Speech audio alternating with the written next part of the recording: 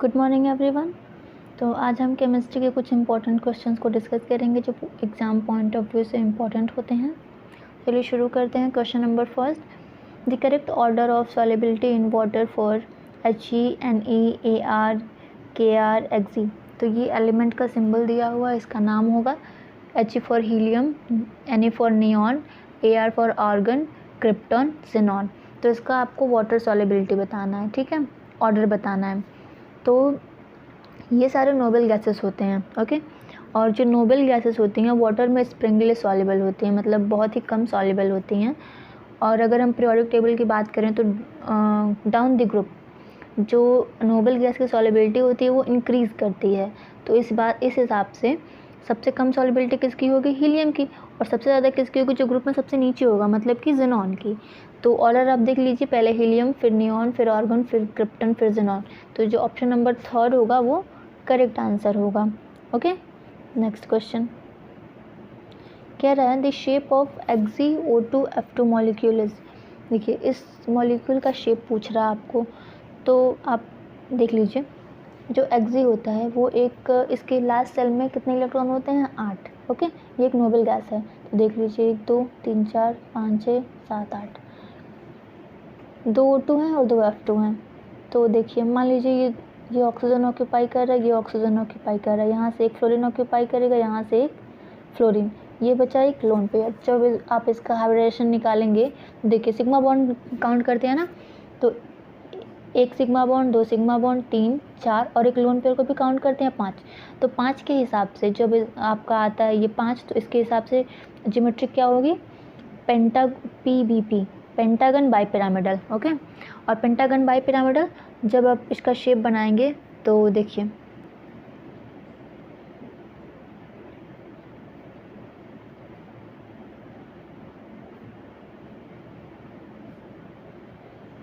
ये बन गया आपका, ये शेप बन गया, क्योंकि ये जो लोन पेयर हैं ये इक्वेटोरियल पे चले जाते हैं, ओके। तो ये जो शेप है इसको पूरा हम कहते हैं सीशॉ शेप। तो जो इसकी ज्योमेट्री होगी वो PBP, पेंटागन बाय पिरामिडल होगी, और जो इसका शेप होगा वो सीसॉ शेप होगा, ओके ओके। तो option number 4 will be correct answer, okay. Next question कह रहा है which one of the following statement regarding helium is incorrect. आपको इनकरेक्ट स्टेटमेंट बताना है हीलियम के रिगार्डिंग, ठीक है। It is used to produce and sustain powerful superconducting magnet, ये पहला है। Second option, it is used as a carcinogenic agent for carrying out experience at a low temperature, second number. Third is कि it is used to fill gas balloons instead of hydrogen because it is lighter and non-inflammable, okay। And fourth is it is use in gas cooled nuclear reactor. देखिए जो helium gas होता है वो highly फ्लैमेबल होता है, ठीक है। तो इस हिसाब से ये ऑप्शन नंबर थर्ड जो होगा वो करेक्ट आंसर होगा इस क्वेश्चन के लिए, क्योंकि इसमें नॉन इनफ्लैमेबल लिखा है और ये फ्लैमेबल होता है हीलियम गैस, ओके। तो option number third will be correct answer, okay. Next the correct order of bond energy. Bond energy का आपको करेक्ट ऑर्डर बताना है। तो देखिए क्या होता है, जब जो साइज़ होती है मॉलिक्यूल की, अगर साइज़ छोटी है तो ऑब्वियस सी बात है कि बॉन्ड आपस में बहुत स्ट्रॉन्ग होंगे, और जब स्ट्रॉन्ग होंगे तो बॉन्ड को तोड़ने के लिए एनर्जी ज़्यादा हमको देनी पड़ेगी, ठीक है। अब बॉन्ड एनर्जी वही होती है कि जब बॉन्ड को तोड़ने के लिए जितनी एनर्जी हमको देनी पड़ती है उसे को हम बॉन्ड एनर्जी कहते हैं। तो और साइज़ जितनी बड़ी होगी उतना हमको एनर्जी कम देना पड़ेगा। तो जो डाउन द ग्रुप होती है ये डिक्रीज़ कर देगी, क्योंकि size down the group increase करता है तो एटम दूर दूर हो जाते हैं, बॉन्ड काफ़ी बड़ा हो जाता है, बॉन्ड लेंथ बड़ी हो जाती है, उसको तोड़ने में ईजी होती है। तो यहाँ पे देखिए बात करें अगर हम Cl2 Br2 और F2I2 की, तो सबसे छोटा तो F2 का होना चाहिए, ठीक है। सबसे जो कम बॉन्ड एनर्जी, ज़्यादा बॉन्ड एनर्जी है वो F2 की होनी चाहिए, क्योंकि उसका जो साइज़ है बहुत छोटा होता है। लेकिन क्या होता है F2 में इंटर आयनिक रिपल्शन होने के कारण जो इसके एटम्स हैं वो दूर दूर चले जाते हैं, जिसकी वजह से इसका बॉन्ड लेंथ बढ़ जाता है। तो इसमें बॉन्ड एनर्जी कम देनी पड़ती है। तो जिसका करेक्ट ऑर्डर होगा पहले Cl2 की सबसे ज़्यादा होगी, फिर Br2 क्योंकि ये ग्रुप में नीचे है, तो फिर Br2, फिर F2 क्योंकि इंटरआयनिक रिपल्शन होता है, इस वजह से इसकी साइज़ बढ़ जाती है, और फिर I2 की। ठीक है, तो option number first will be correct answer. Next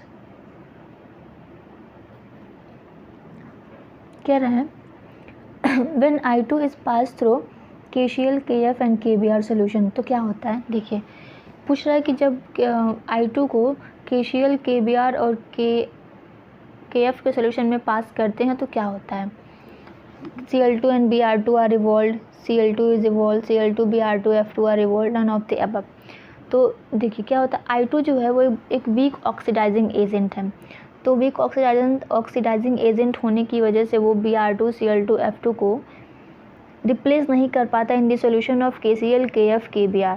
तो इस वजह से इसका जो आंसर होगा नन ऑफ दी अबव हो जाएगा। ओके, और रीज़न बीइंग कि I2 जो है वो एक वीक ऑक्सीडाइजिंग एजेंट है। Okay, option number 4 will be correct answer. Okay, next कह रहा है EgzF2 and EgzF4, EgzF6 the number of lone pair on Egz is respectively. ये क्वेश्चन आप Egz के लिए पहले भी देख चुके हैं। तो जैसा कि आप जान रहे हैं कि जो Egz का लास्ट सेल होता है उसमें कितने इलेक्ट्रॉन होते हैं, 8। 1 2 3 4 5 6 7 8। 2 F को ऐड करेंगे, एक F यहाँ पे ऐड कर दीजिए, एक F यहाँ पे ऐड कर दीजिए। 1 2 3, कितने नंबर ऑफ लोन पेयर हैं, 3।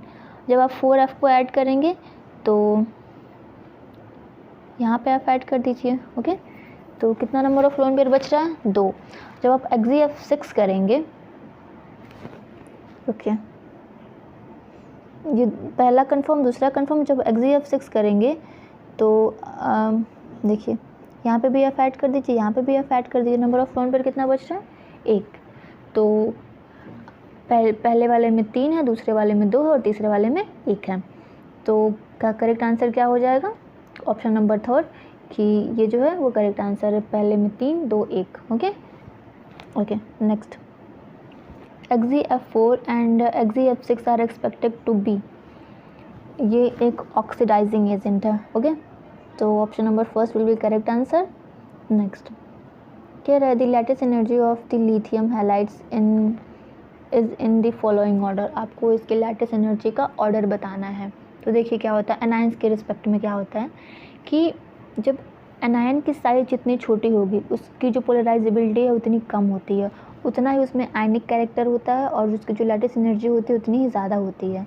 तो अगर आप यहाँ पे देख लें फ्लोरीन का, तो फ्लोरीन की साइज़ सबसे छोटी होती है। फ्लोरीन एक अनायन है तो साइज़ छोटी है, पोलराइजेबिलिटी कम है, आयनिक कैरेक्टर ज़्यादा हो जाएगा इसका, तो लेटेस्ट एनर्जी क्या हो जाएगी, ज़्यादा। तो सबसे पहले फ्लोरीन, फिर क्लोरीन उसके बाद आता है तो क्लोरीन की होगी, फिर उसके बाद ब्रोमीन आता है, फिर ब्रोमीन की होगी, देन आयोडीन की होगी। तो option number first will be correct answer. Okay, now next the oxo acids of sulphur that does not contain bond between sulphur atom is. तो जो इसका आंसर होगा वो ऑप्शन नंबर 3 है। इसका आप जब स्ट्रक्चर बनाएंगे तब आपको पता चलेगा इसका आंसर। देखिए मैं बना देती हूँ इसका स्ट्रक्चर, 1 मिनट।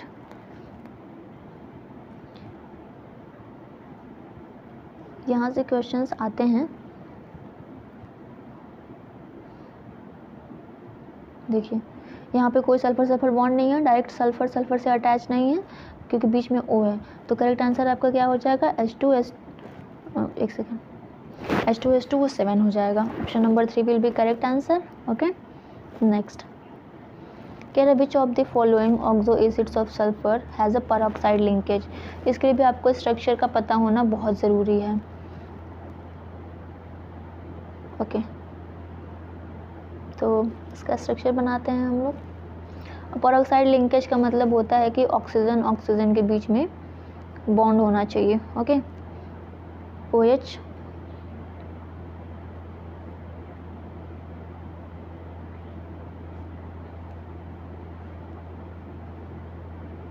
देखिए परऑक्साइड लिंकेज है ना, तो option number 3 will be correct answer इसके हिसाब से। ओके, इसमें कुछ है नहीं, बस आपको स्ट्रक्चर पता होना चाहिए, नहीं तो आंसर्स गलत हो सकते हैं।